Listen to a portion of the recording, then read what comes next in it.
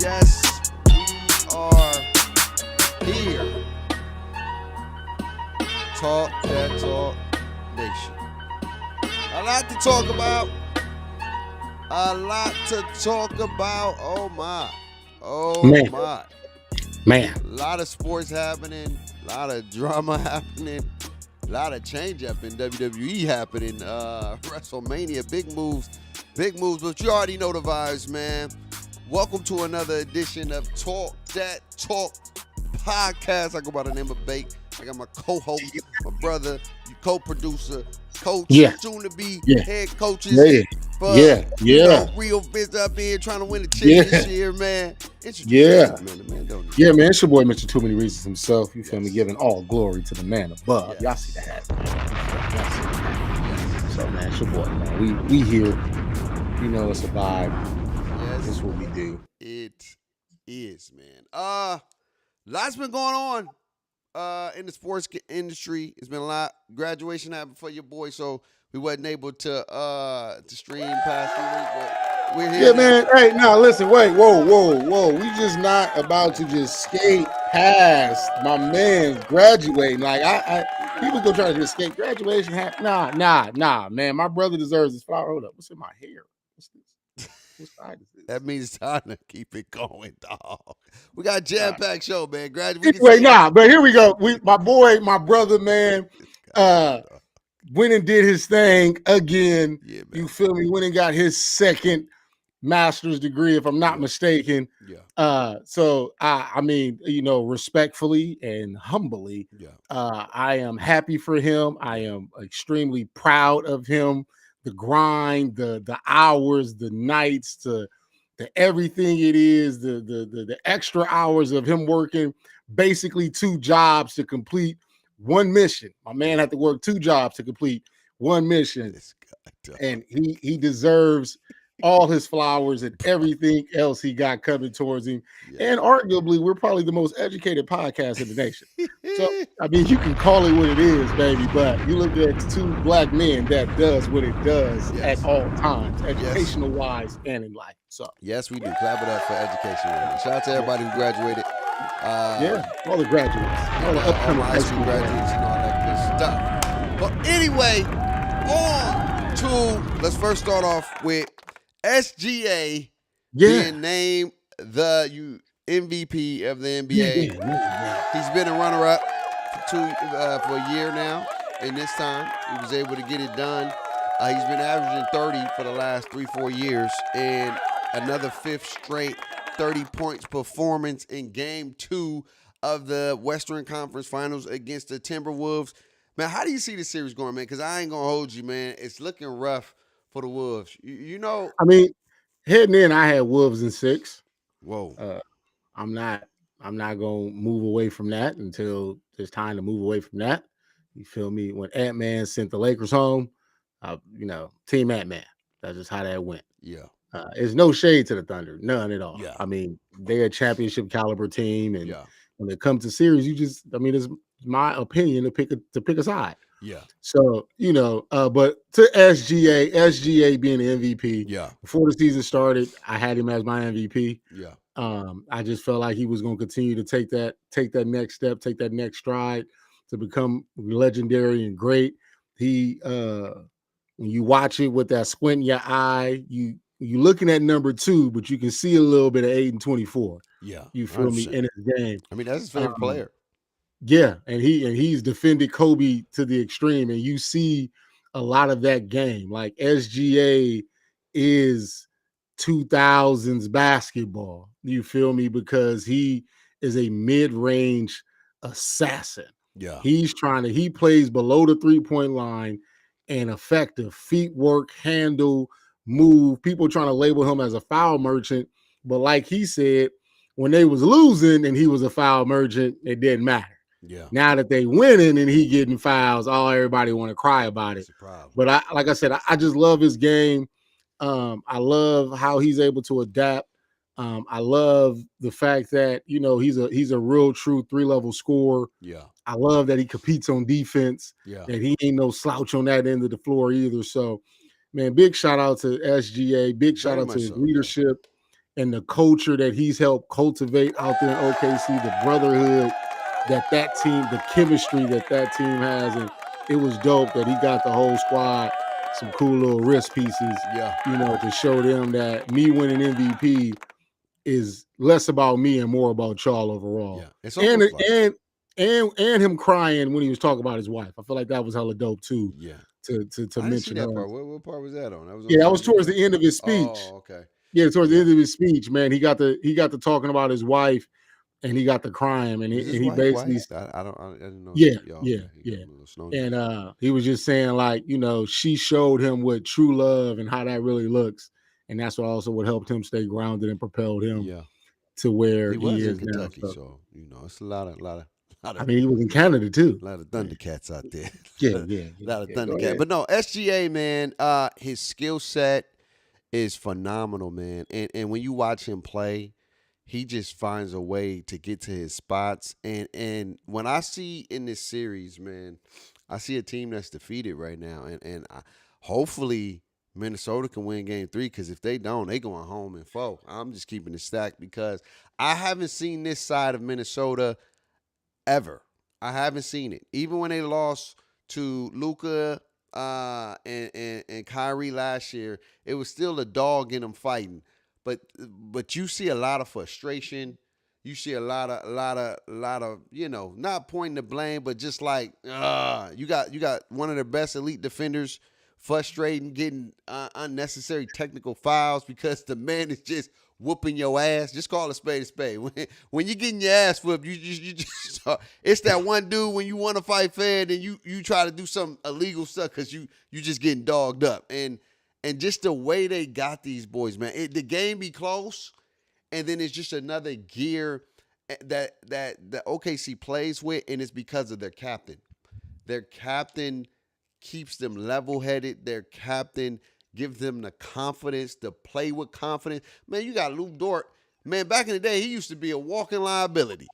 Man, now Lou Dort can hit you some big-time clutch threes, and I just feel like what SGA has been able to do, he's been able to transform this OKC team mindset. It's all team orientated. They the only people that do team interviews. They've been doing it for the past 2 years, and it's just team, and you seeing it right now. They got they missing pieces. Jay Will has stepped up to the plate, and Homegrown is healthy, and they are looking like the team that is going to win because they just play better than everybody's on that floor right now. With Minnesota, it's a lot of this old school, not old school, but a lot of this old basketball where it's your turn, my turn. It's not a lot of team. And then when the people are getting opportunity to shoot shots, they're not making. Minnesota is great when they're hitting threes.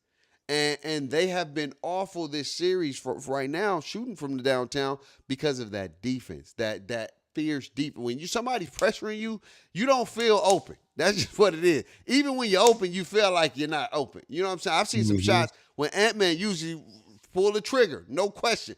He'd hesitate, thinking somebody gonna run out, and then they end up getting them off the 3 and making them pass the ball. And I just see this team being championship team right now.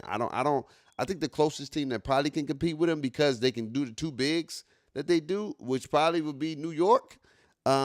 You know what I'm saying? Because they got Carl Anthony Towns, and then they got what's my dude, the black dude, Mitchell Robinson. Mitch Robinson. If they wanted to do the two bigs, and they got Jalen Brunson, and they got they got some similar pieces, but it's just right now, man. I don't think they match up well with OKC, and I feel like Ant is trying. He's got to do a lot, and there's no help. And you're getting to see superstars when your team is not doing what they've been accustomed to doing. You see how hard it is to win games, and you see SGA. Man, last game the whole team was in double digits. This game, the top three was in double digits again. SGA had another 30. Holmgren had another 20. Then you got Jay Will with another 20. And then players here and there hitting timely buckets. It's like, damn, how do we beat these dudes, man? I mean, and the thing that is always interesting to me is when I just be watching, just like, watching the playoffs and watching how teams did certain things. And it's like, I believe that I thought Minnesota would have a real matchup advantage when Julius Randle had to be guarded by Chet Holmgren or Jay Will, because I watched Julius Randle just bully the Lakers, just go through their chest. I watched Julius Randle damn near just bully the Warriors and go through their chest. Yeah. And when I'm looking at the Thunder, I don't really see nobody physically imposing over there.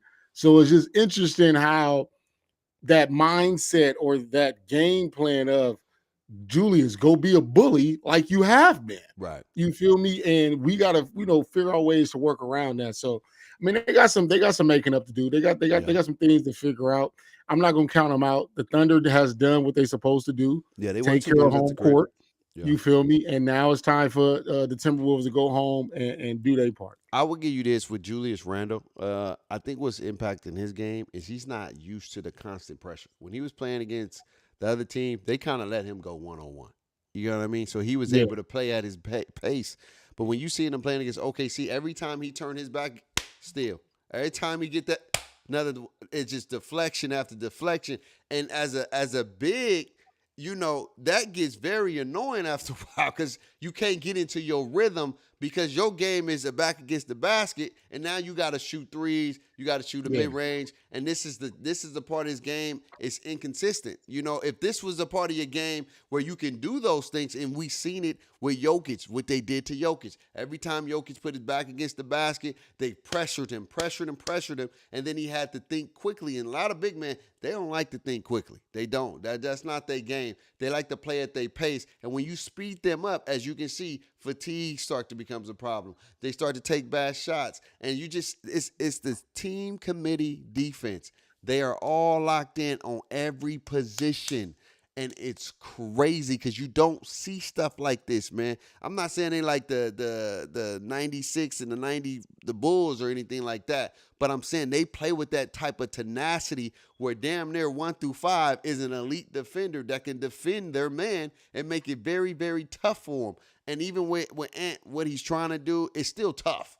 It's tough to get buckets. He's not able to get to his spots. And even if he had a mid, I know people say if he had a mid-range, he'd get 40 and they'd still get ran by 20 because the others are not doing what they're supposed to do. When they're playing the box and one, you got to hit shots to get them out of that. And they're not doing their job. They're not hitting those shots. And they living with it. And you can see the styles right now, it's prevailing. But if Minnesota could get hot, like we've seen them get hot before, and they can start hitting threes, OKC going to be in trouble because now you're going to be like, are we going to keep living with it? Because if they get consistent, then now y'all in trouble. Now Ant can eat because now, or the others are going to eat, and coach is probably going to say, we're just going to live with it. And hopefully, it's a make lead at the end of the day. But shout out to SGA, man. Well-deserved. The man is... We looking at potentially, and I was telling y'all, this could be the face of the league right here. Like, this is the face of the league playoffs. You got 4 young men in this playoff that are the future of this game. And SGA, if he wins the championship, he's showing everybody, like, I'm the best in the world. But I mean, it's like I said, the face of the league conversation to me is sustainability and being able to win consistently. Because, like, when you look at all the faces of the league over the course of time. And you go back to the 80s, you had Bird and Magic and they was winning. Yeah. And Isaiah Thomas was in that mix, and they was winning. Yeah. And then Jordan ultimately took over that mantle because he won. Yeah. And then to me, you move into like the kind of Shaq and Kobe era with Duncan. Yeah. But all three of those guys, they won and won multiple ships, not just multiple ships. So that's where like it's going to be hard to give somebody the face of the league because, like we talked about, it's so much parity in the league. Right. Who's going to be able to run off 2 or 3 chips to really separate themselves? Because if everybody's at 1, everybody at 1 or 2, it's like we got a whole bunch of faces of the league. There's no like marquee guys. Right. So which is it's going to be interesting. Yeah, which is not bad, but but the NBA has always had at least a guy. When it was Kobe for a moment, when it has been Bron, when D-Wade, D-Wade, when then you get you got Steph, you KD, feel me? Kawhi. Those people were winning chips. Yeah. Oh, Giannis only got 1. So, but those people were winning chips. So that's why it's a good time. But it's going to be interesting to see how over the next 4 or 5 years how all this. But I'm saying, man, with this OKC team, this is the second year in a row being the best record in the league. They got to finish it off, though. Yeah, they got to finish off. They still got a lot of work to do. Yeah. But them picks are starting to pay off. Yeah, them picks are starting to pay off for real. So. On to the East, man. What the Hallie? Yeah, exactly. The biggest choke, one of the biggest choke jobs. It ain't too bad it wasn't like a finals, like Game 7 type thing, because that would have been real crazy. But to have damn near up 16 points, with less than about 4 or 5 minutes left, and then up 9 with a minute left, and to trick that off and to give up that game, and then you got Halliburton, thought he hit the game winner, but they end up still winning in overtime, doing the whole choke job, and Reggie like, hey, that's my YN right there, my little YN out there cooking, doing, hey, they choking. We don't mess with them Knicks. Yeah. How do you feel about this series, and do you think the Knicks will bounce back in Game 2? I think it's going to be a good series. I picked the Knicks mainly because I want the finals of Knicks Timberwolves got so many storylines. Yeah. And you got it to sell the finals to make sure you get in the ratings. Storylines matter. Yeah. And I look at the Knicks Timberwolves as a great storyline. So besides all that, it's interesting that the Knicks lost, but if we think about it, what's this playoffs has been about? Random comebacks. Yeah. That's all this playoffs has been about. What we've seen. What happened to the Knicks has happened a bunch of times. The Knicks have been on the other side of this. Yes. You feel me? So I'm not too caught up in it and not too worried about it because it's been happening all playoffs. Yeah. No lead has been safe. Teams have been blowing leads left and right all postseason. Yeah. And so the thing that